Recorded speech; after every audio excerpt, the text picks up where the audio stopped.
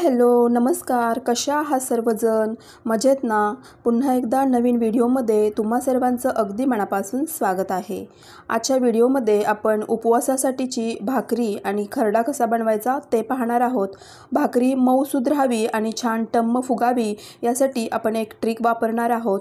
शिवाय उपवासाचं पीठ आज आपण घरच्या घरीच कसं बनवायचं अगदी हायजेनिक पद्धतीने ते पाहणार आहोत। बऱ्याच वेळा उपवासाचे तेच पदार्थ खाऊन कंटाळा आलेला असतो किंवा मग काहींना पथ्य असतं, गोळ्या असतात आणि त्यांना पोटभरीचं काहीतरी खायचं असतं।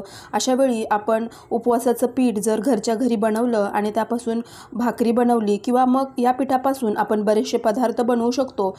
असं पीठ घरच्या घरी कसं बनवायचं हे या व्हिडिओमध्ये तुमच्यासोबत शेअर केलेलं आहे। चला तर व्हिडिओला सुरुवात करूया। इथे आपण भगर आणि साबुदाणा यापासून पीठ बनवणार आहोत। एकाच वाटीचं प्रमाण घेऊन मी दोन्ही जे जिन्नस आहेत तर ते मोजून घेणार आहे। इथे आपण 1 वाटी साबुदाणे घेतलेले आहेत आणि 1 वाटी साबुदाण्यासाठी इथे आपण जी भगर असते, काही ठिकाणी याला वरई म्हणतात, तर ती वरई घेणार आहोत। 4 वाट्या वरई आपल्याला इथे घ्यायची आहे। तुम्ही जर किलोच्या प्रमाणात घेणार असाल तर 1 किलो वरईसाठी पाव किलो साबुदाणे हे अगदी परफेक्ट प्रमाण आहे। तर इथे मी 1 वाटी साबुदाण्यासाठी ही 4 वाटी वरई किंवा भगर आहे ती घेतलेली आहे। मी वजनाने सुद्धा चेक केलं तर त्यामध्ये इथे हे 600 ग्रॅम एवढी भगर झाली होती आणि त्या प्रमाणात 150 ग्रॅम एवढे साबुदाणे मी घेतलेले आहेत। तर हे आपल्याला आधी भाजून घ्यायचं आहे। फक्त भगर बारीक करून सुद्धा तुम्ही भाकरी बनवू शकता, पण त्यापासून बनणाऱ्या भाकरी ह्या कडक होतात, शिवाय त्याला चिकटपणा सुद्धा येत नाही। यासाठी आपल्याला यामध्ये साबुदाणे वापरायचे आहेत। तर इथे जाडबुडाची कढई मी घेतलेली आहे आणि त्यामध्ये साबुदाणे भाजायला टाकायचे आहेत। थोडेसे कलर चेंज होईपर्यंत, थोडेसे फुलेपर्यंत साबुदाणे आपल्याला एकसारखे असे भाजून घ्यायचे आहेत। मीडियम गॅस ठेवूनच साबुदाणे भाजायचे आहेत, म्हणजे अगदी एकसारखे भाजले जातात। त्यानंतर थंड होण्यासाठी हे आपल्याला एका भांड्यामध्ये काढून घ्यायचे आहेत। इथे आपण किलोच्या प्रमाणात आणि वाटीच्या प्रमाणात असं दोन्ही प्रमाणात हे जी रेसिपी आहे तर ते मी तुमच्यासोबत शेअर केलेली आहे। तुम्हाला हवं असेल तर डिस्क्रिप्शनमध्ये सुद्धा मी याचं प्रमाण देऊन ठेवेल। तुम्हाला जर असं उपवासाचं पीठ घरच्या घरी बनवायचं असेल तर तुम्ही अगदी हायजेनिक पद्धतीने घरच्या घरी बनवू शकता। तर इथे आपण वरईसुद्धा भाजण्यासाठी टाकलेली आहे आणि तीसुद्धा मंद आचेवरती सतत हलवत अगदी छान फुलेपर्यंत भाजून घ्यायची आहे। आणि दोन्ही जिन्नस आहे तर ती छान थंड करून घ्यायची आहेत आणि थंड झाल्यानंतरच आपल्याला ही चक्कीवरून म्हणण्यापेक्षा घरघंटीवरून किंवा आपल्याकडे मिक्सरमध्ये जर तुम्हाला कमी प्रमाणात तुम्ही बनवत असाल तर मग मिक्सरमध्ये सुद्धा तुम्ही बारीक करून घेऊ शकता। विकतचं पीठ आपल्याला माहीत नसतं की ते कशा पद्धतीने बनवलेलं आहे किंवा त्यामध्ये काय वापरलेलं आहे। त्यापेक्षा जर घरच्या घरी आपल्या स्वतःच्या हाताने आपण वरई वगैरे साफ करूनच आपण डब्यामध्ये वगैरे भरून ठेवत असतो आणि घरच्या घरी आपल्याला हवं तसं आपण भाजून वगैरे घेतो आणि त्यानंतर मिक्सरमध्ये किंवा जर तुमच्याकडे घरघंटी असेल तर त्यामध्ये आपण हे दोन्ही दळून घेऊ शकतो। म्हणजे उपवासासाठी अगदी शुद्ध उपवासाचं पीठ आपल्याला मिळून जातं। तर इथे आपण वरईसुद्धा अगदी छान मंद आचेवरती सतत हलवत भाजून घेतलेले आहेत आणि हे दोन्ही जिन्नस आपल्याला छान असं थंड करून घ्यायचं आहे। इथे मी हे घरघंटीवरती दळून घेणार आहे। तर 150 ग्रॅम साबुदाणे होते आणि 600 ग्रॅम एवढी भगर होती। तर हे चक्कीवरती जास्त म्हणजे घरघंटीवरती जास्त ताण येऊ नये म्हणून मी पहिल्यांदा साबुदाणे 4 नंबरची जी चाळण असते तर ती लावून थोडीशी बारीक करून घेतली आणि त्यानंतर वरई आणि साबुदाणे मिक्स करून दोन्ही एकदम दळून घेतलं। तर इथं पाहू शकता तुम्ही छान असं एकदम बारीक असं पीठ आपल्याला हे दळून घ्यायचं आहे। जर तुम्ही मिक्सरमध्ये सुद्धा दळत असाल तर तुम्ही पहिल्यांदा साबुदाणे दळून घ्यायचे आणि त्यानंतर ज्या आकाराचे वरई आहे तेवढ्या आकाराला साबुदाणे आल्यानंतर दोन्ही एकत्र करून परत एकदा दळून घेतलं आणि नंतर चाळून घेतलं तरीसुद्धा चालू शकणार आहे।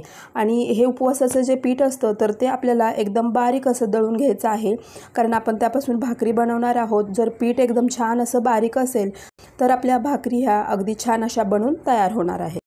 आपण बनवलेल्या पिठातील थोडंसं पीठ मी इथे परातीमध्ये काढून घेतलेलं आहे आणि अजून एक महत्त्वाची गोष्ट म्हणजे हे पीठ भिजवताना आपल्याला गरम पाण्याचा वापर करायचा आहे। ज्याप्रमाणे आपण कधी भाकरीला आपल्या म्हणजे ज्वारीच्या भाकरीला चिरा जातात तेव्हा आपण वरून उकळलेलं पाणी घेतो, तर तशाच पद्धतीने उकळलेलं पाणी हे पीठ मळताना घ्यायचं आहे आणि असं केल्यामुळे आपल्या भाकरी ह्या बिलकुलसुद्धा त्यांना चिरा पडत नाहीत आणि अगदी मऊसूत अशा राहतात।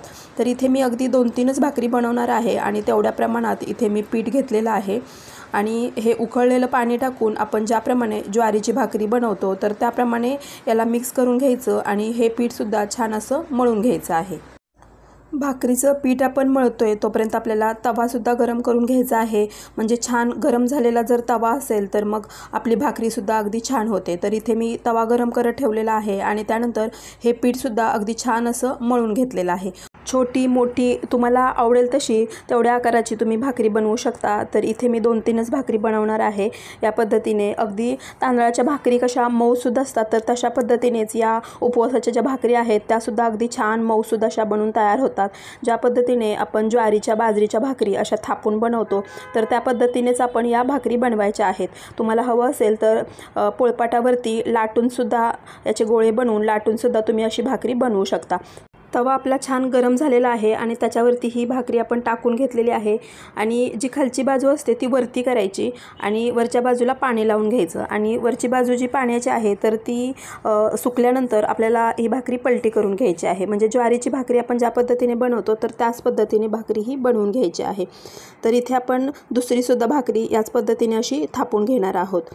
इथे आपण जे पीठ बनवलेलं आहे त्यापासून आपण घावणसुद्धा बनवू शकतो, उपवासाच्या आंबोळ्या बनवू शकतो आणि उपवासाचे बरेचसे पदार्थ म्हणजे उपवासाचे कटलेट वगैरे बनवू शकतो।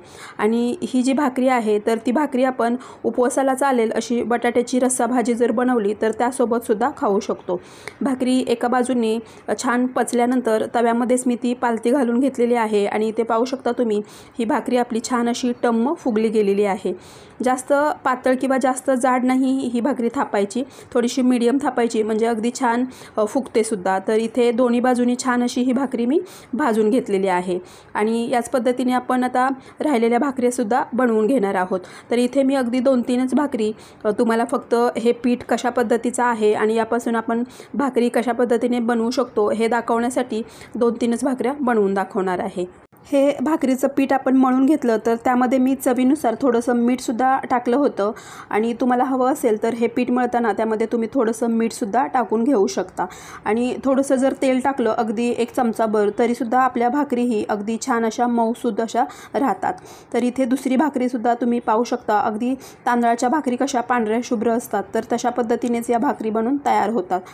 एखादा उपवास असतो की म्हणजे तो आपण त्याच दिवशी सोडत नाही, अगदी दुसऱ्या दिवशीपर्यंत असतो, तर अशा उपवासाच्या दिवशी आपण अशा ज्या भाकरी आहेत आणि त्यासोबत बटाट्याची रस्सा भाजी किंवा मग जी शेंगदाण्याची आमटी असते तर ती बनवू शकतो। इथे पाहू शकता तुम्ही आपली ही भाकरीसुद्धा अगदी छान अशी फुगली गेलेली आहे।